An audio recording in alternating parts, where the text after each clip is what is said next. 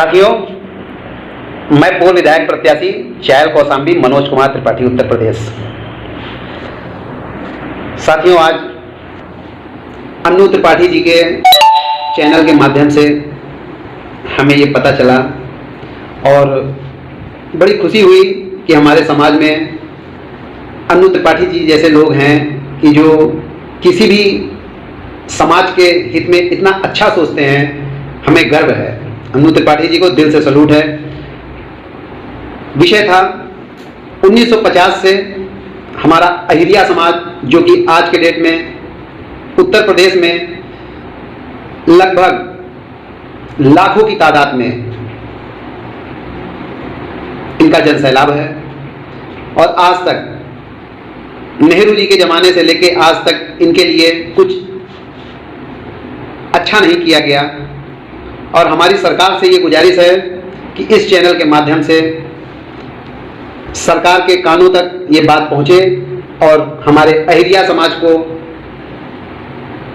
एक समाज में उचित स्थान दिया जाए और समाज में हर व्यक्ति को एक स्थान मिलना उचित भी है। इसलिए हमारी इन बातों को विशेष तौर पे आप लोग ध्यान दीजिए और इस वीडियो को ज़्यादा से ज़्यादा शेयर करिए। जय हिंद, जय भारत, जय परशुराम। मनोज कुमार त्रिपाठी, पूर्व विधायक प्रत्याशी चैल कौशाम्बी। नमस्कार, मैं नितिन सेंगर सभी देशवासियों से निवेदन करता हूं कि मेरे इस YouTube चैनल को सब्सक्राइब करें और हमारी आवाज़ जन जन तक पहुंचाने के लिए मदद करें।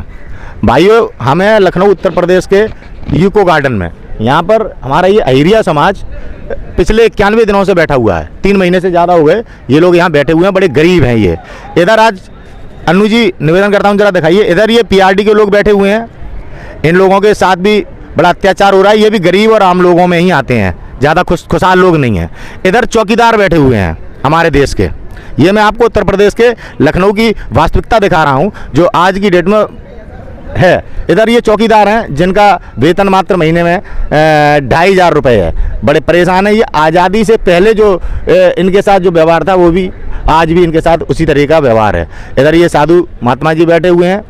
120 बीघा ज़मीन इनके जो मंदिर की थी, राम जानकी मंदिर की, उसे बड़ा उद्योगपति वहाँ के जो प्रधान है अमर सिंह, उस पर कब्जा करना चाहते हैं और इनके ऊपर तमाम तरह के षड्यंत्र और प्रयास करते रहते हैं। तमाम लोग यहाँ पर आंदोलित हैं। देशवासियों, मैं गुरु नानक जी के दरबार में अपनी अरदास लगाना चाहता हूँ कि ये ऐसे लोग हैं मेरे सिख भाइयों जिनके पास कोई व्यवस्था ना खाने की, ना पीने की, ना रहने की, ना यहाँ कोई टेंट है, ना यहाँ कोई रसोई है और बाहर 59,000 शिक्षक बैठे हैं, देश के नौजवान, जिनके साथ हमारी उत्तर प्रदेश की सरकार ने भेदभाव किया है, जिसके कारण 20,000 स्टूडेंट बाहर बैठा हुआ है।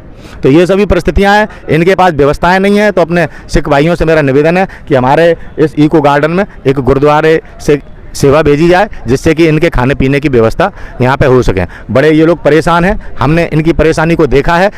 हम पिछले अपने किसान आंदोलन में काफ़ी समय हमने अपनी सहभागिता दी है, तो हमने सिख भाइयों की सेवा को समझा है। तो मैं आप लोगों से प्रार्थना करना चाहता हूं, कोई भी सिख भाई हमारे इस वीडियो को देखे तो ज़रूर से ज़रूर गुरुद्वारे की कमेटी तक पहुंचाने का प्रयास करें और इको गार्डन में इन गरीब चौकीदारों के लिए, PRD के जो ये लोग हैं इनके लिए, और ये जो अहिरिया समाज के लोग हैं जिन्हें कोई कैटेगरी नहीं है, ना इनके बच्चे पढ़ लिख सकते हैं, ना इन्हें कोई भारत सरकार के द्वारा जो भी सुविधाएं दी जाती हैं वो कोई भी सुविधा इनके पास नहीं है, क्योंकि ये किसी जाति में नहीं आते। ये 40 लाख के लगभग इनकी जनसंख्या है और 22 लाख की गिनती में इनकी वोट बैंक है, लेकिन उसके बावजूद इनकी गिनती इसलिए नहीं है क्योंकि इनके पास अपनी जाति नहीं है। तो और ये पंडित जवाहरलाल नेहरू के द्वारा सताए गए लोग हैं, जो हमारे देश के पहले प्रधानमंत्री हैं। उन्होंने इनसे इनकी जाति छीन ली और आज तक इन्हें इनकी जगह प्राप्त नहीं हुई है। ये किसी जाति में नहीं घुसना चाहते। जहाँ से इनको निकाला गया है वहीं पर इनको दोबारा से सूचीबद्ध कर दिया जाए, केवल इतनी सी मांग है। मेरा निवेदन है अपनी भारत सरकार से और उत्तर प्रदेश सरकार से कि हमारे अहिरिया समाज के लोगों की इस जो उनके साथ ये अदव्यवहार किया गया है इस देश में, आज़ाद भारत में, आज नरेंद्र मोदी जी से निवेदन करते हैं हम कि इनको सूचीबद्ध करके इनके अधिकार दिए जाएं। जय हिंद, भारत माता की जय। अभी यहाँ आते देखा हमने कि गोंडा ज़िले में राम जानकी मंदिर पर गोंडा के महंत पुजारी के जीवन की सुरक्षा एवं मंदिर की सुरक्षा हेतु क्रमिक कंसन पंडित रामदास जी कर रहे हैं। और मैं देख रहा हूं कि जैसा कि ये अकेले ही बैठे हुए हैं, मुझसे नहीं रहा गया, मैं आया और यहाँ इनके पास बैठा, इनकी स्थिति को समझने का प्रयास कर रहे हैं। हम चाहते हैं कि आप भी इनका क्या मैटर है, क्या मामला है, क्यों बैठे हुए हैं। गोंडा का ये मंदिर बहुचर्चित है और आप अकेले यहाँ बैठे हुए हैं, क्यों? अपना पूरा परिचय देते हुए। देखिए, ऐसा है, मैं मनोरमा उद्गम स्थल का पुजारी सम्राट दासू। बीते मैं यहाँ 56 दिनों से इको गार्डन पर अनशन कर रहा हूँ, लेकिन इसकी बड़े दुर्भाग्य की बात है, पहले भी ये कहा जाता था कि सत्य के साथ में कोई खड़ा नहीं होता है।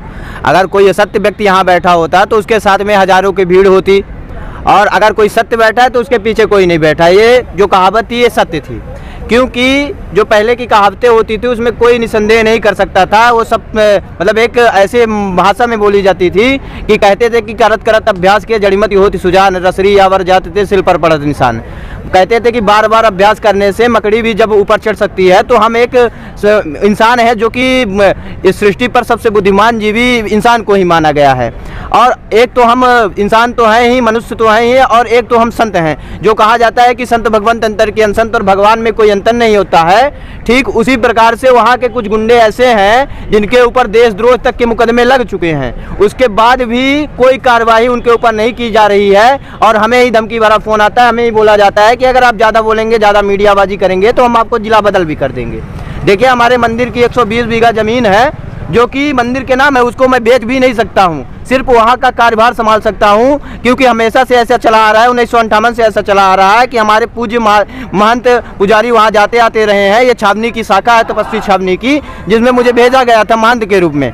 लेकिन आज तक ऐसा कोई भी कार्य उन लोगों ने हमारे साथ ऐसा नहीं किया। वहाँ के लोगों ने, जो कि उन्हीं के आराध्य भगवान वहाँ रहते हैं, राम जी रहते हैं, वहाँ वो निवास करते हैं, ठाकुर लोग निवास करते हैं। उसके बाद भी हमें ही प्रताड़ना पर प्रताड़ना मिल रहा है, हमें ही गोली मारी गई, हमें ही जेल भेज दिया गया।